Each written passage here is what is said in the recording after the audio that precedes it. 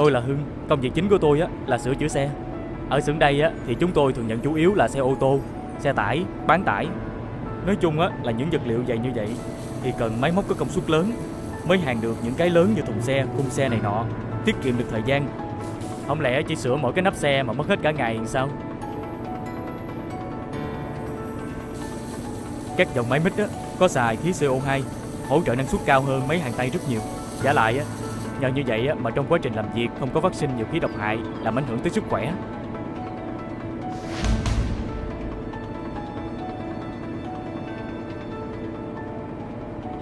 Hàng công nghiệp ở xưởng này thì có MiG 350 của Hồng Ký xài rất tốt, tốc độ hàng lại cao, nguồn nhiệt ổn định cho ra thành phẩm rất đẹp, lại không bị cong vênh.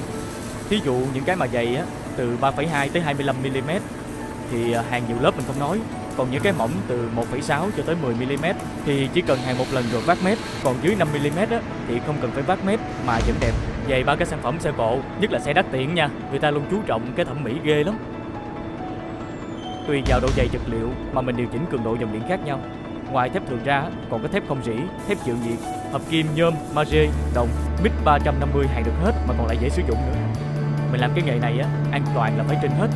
Mà mình rất ưng cái máy MiG 350 này, tại vì nó có nhiều chức năng bảo vệ khi máy quá tải, quá nhiệt và nhiệt độ không ổn định.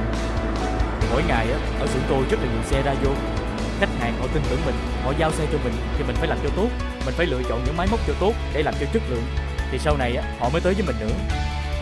Với sự đa dạng về công suất, dòng máy hàng MiG của Hồng Ký được sử dụng trong nhiều lĩnh vực như sản xuất và sửa chữa ô tô, sản xuất bàn ghế sắt, thép, inox, đóng và sửa chữa tàu biển. Với hơn 30 năm trong lĩnh vực sản xuất và phân phối máy toàn quốc, công ty luôn không ngừng phát triển để đáp ứng những nhu cầu về chất lượng sản phẩm cũng như về dịch vụ của khách hàng.